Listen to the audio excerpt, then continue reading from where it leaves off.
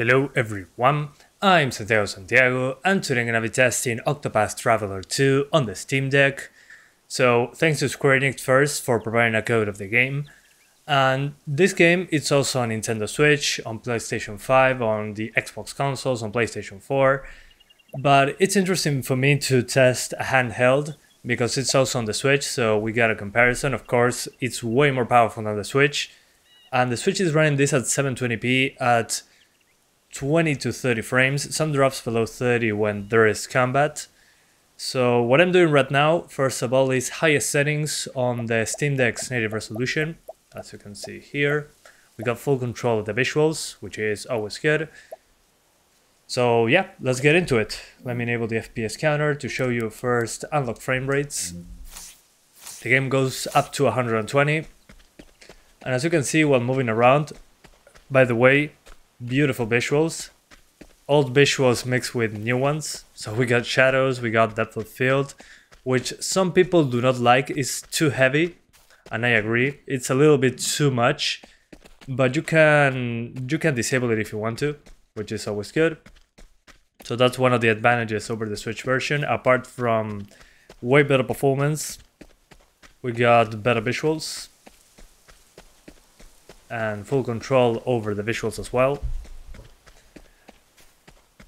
So yeah, let's go continue the mission. Let me see if I can load a previous save to show you what I'm talking about. So in a game like this, honestly, more than 30 is not really a concern to me because you're not directly controlling the game. And by that I mean you're not doing any especially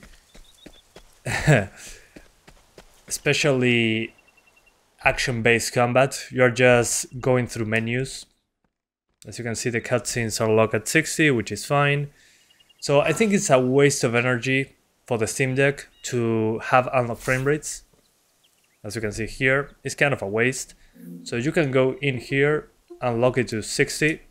This will save some battery if you want the game to look good while feeling very smooth.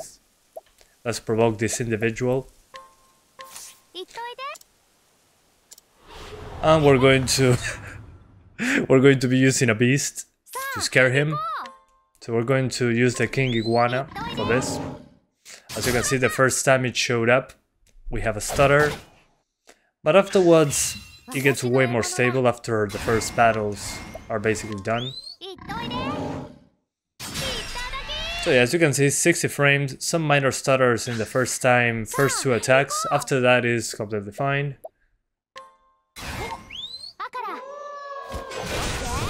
So yeah, I mean, on the Switch is 30 FPS. So here you got better visuals because we're on the highest settings, native resolution, and we got 60 frames, which is always good. So personally, what I would do in this case, for the Steam Deck, yeah, 60 frames is nice and all, but in a game like this, I don't think it's worth staying at 60, really, unless you are plugged in on the wall, on the power. So what I would do in this case, to have the best battery life that we can, for some reason I cannot pause the game, or whatever. So first things first, what I would do is go into the settings, lower the shadows to medium, effects to medium, and post-processing to medium. It still looks great, but you save on some of the GPU power needed. And what else? Well, after I do that, you can also disable some of the screen effects. Here, screen effects, if you want extra battery. As you can see now, if I unlock the frame rate, it's like 100 FPS, which is ridiculous. So, okay, I lowered the settings to medium, which provided a boost to the GPU, so the GPU is not doing much. Just go in here and lock it to 30, or if you want a slightly smoother looking game, lock it to 40 by lowering the refresh rate once you're not connected to a monitor. And that means that you're going to see, okay, 30 FPS, but in a game like this, again, you're not going to lose anything. You're going through menus for combat and all that, so shouldn't be an issue. Unlike this, you use way less power. I mean, the GPU is at 2 watts and the CPU is at less than a watt. So it's like using 2 watts right now, which is ridiculous. So yeah. Alright guys, so I unplugged the power from the Steam Deck. The battery is 96%. We're using 10 watts of power, according to this, on the battery. So we have 4.5 hours of battery life playing this game, basically. So with the settings like this, medium on the effects, shadows and post-processing, the game still looks great.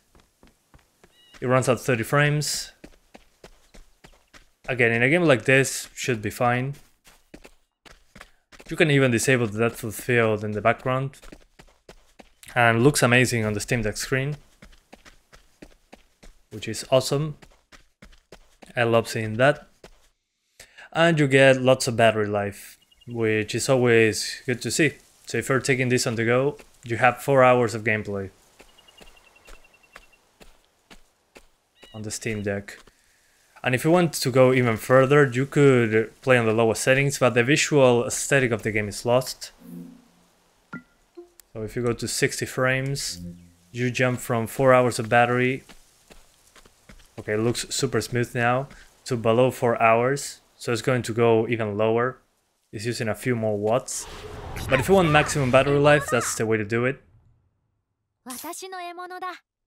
So let me put it back on 30. Okay, and we attack. And as you can see, like that, it can last up to 4 hours. Here there's more effect heavy situations. Let's use a beast. And basically you're having 30 frames at all times, better visuals than Nintendo Switch, without any drops in performance. Of course, it's not fair to compare the Switch to this because it's way more powerful, the Steam Deck, and the Switch I think is cheaper. But there you go.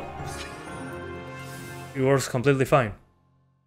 And you can have 4 hours of battery life playing with these settings. So yeah, always good to see a game that runs so good on the Steam Deck. With such beautiful visuals, I might add. And this is a perfect game, portable game. You can just suspend the Steam Deck and you'll be good to go. I mean, you can come back to it whenever you want. Oh, never fought in the water before. So again, you got two options, 60 frames on the highest settings or 30 frames on medium-ish settings for best battery life. And again, you're not missing anything. As you can see, the gameplay is basically this. You're attacking by selecting options in a menu. No quick reflexes needed for this one. But it does look smoother at 60, which for the eyes I guess is better, but you get used to 30 on this one very quickly. So yeah, great job on the PC version so far, very little stutter. Usually on the first combat, the first time you launch the game, after that it's basically a flat frame time graph. So yeah, and you can get lots of battery life out of it, so... Anyway, thank you guys for watching this video, I hope you enjoyed it as much as I did playing the game. It's super great to have something like this on the Steam Deck, it really scales pretty well for the small screen. So yeah, thank you guys for watching and I'll see ya next time. Bye guys!